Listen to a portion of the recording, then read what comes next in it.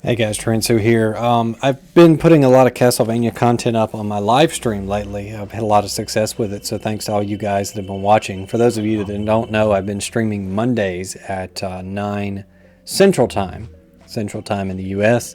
I'm probably going to do some during the day streams next week. It'll be a surprise, so just kind of keep an eye out for those.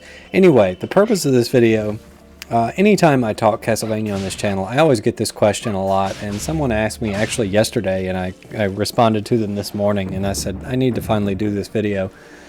Basically, people always ask me about the bridge at the top of Castle Center. Like, what if I was to take Carrie and somehow get to the other side? Could I play Reinhardt's levels as Carrie and vice versa?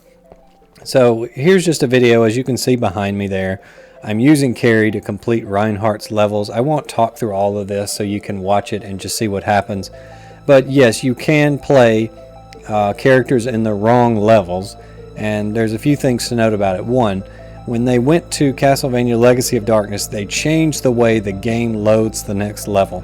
So in Castlevania 64, if you use Moon Jump as Carrie or Reinhardt to skip to the other side of the bridge in Castle Center at the very end, it will take you into the right level. So if I'm Reinhardt and I float across the broken bridge, I end up in the Tower of Science. Once I beat that, it's going to send me to Tower of Sorcery. I beat that, it's going to send me to Room of Clocks. I'll fight death and carry out the rest of the game just like normal. However, in Legacy of Darkness, they changed the way loading zones work to accommodate all the different characters. And if I had to guess, it's mainly because of Cornell, because Cornell basically plays everybody's levels with the exception of like Castle Center and maybe Tunnel. I can't remember if he plays Tunnel or not.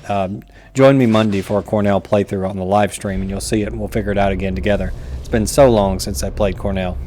Anyway, because Cornell basically plays everybody's unique levels, they changed the way loading zones to exit levels work.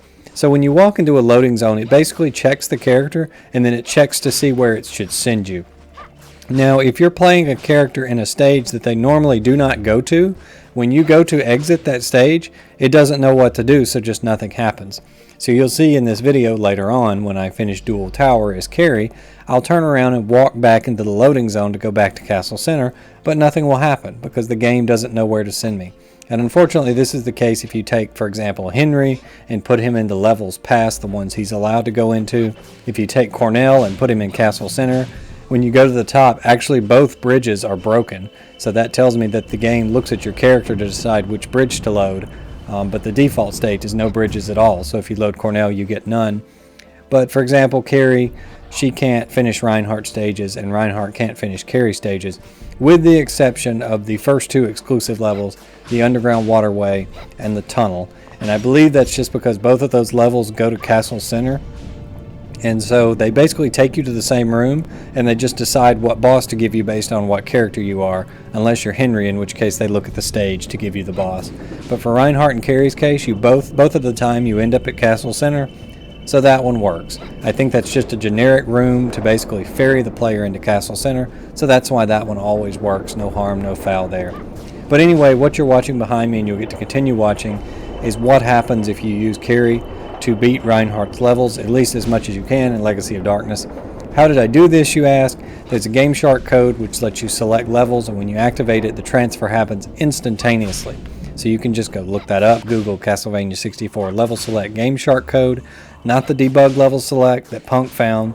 This is a fully Gameshark code which manipulates basically the game's code, which tells it to go to the next level, and there's some trickery involved in that. Each level is also broken up into sections, and you can find a code to modify inter-level areas as well, which sends you to different places in the level. But I just use the generic Castlevania 64 level select code, which allows me to swap around and pick stages. So what I did was I started a game as Carrie, I loaded up Tunnel and sent myself to it. I finished it, I sent myself to Dual Tower, finished it. Can't go in the loading zone, no problem, just warp myself to Tower of Execution. And if you wanted to keep going, you would have to use the code to warp yourself to Room of Clocks, and Carrie's playthrough will just finish normally, or Reinhardt's, depending on what you're doing. You can get Cornell into Reinhardt and Carrie's exclusive levels, and Henry can go to them and vice versa.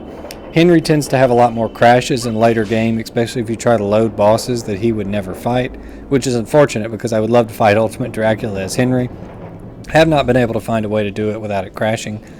And in this video and the one about Reinhardt, which I'll upload after, I did not beat any of Cornell's levels with Reinhardt and Carrie, because most of Cornell's exclusive levels are trash. If you really want to see me do Art Tower as Henry or something like that, let me know and leave a comment. I really don't think you guys want to see that, but if you do, let me know. Anyway, I'll shut up now so you can enjoy the video and see what happens when Carrie finishes Reinhardt's levels. Look for some cutscenes that only Reinhardt would get and that type of thing, and you'll see those in here, and it's fairly interesting. But anyway, guys, thanks for watching. Again, I'll be live streaming Cornell's Quest this Monday at 9 o'clock. Thanks so much, guys.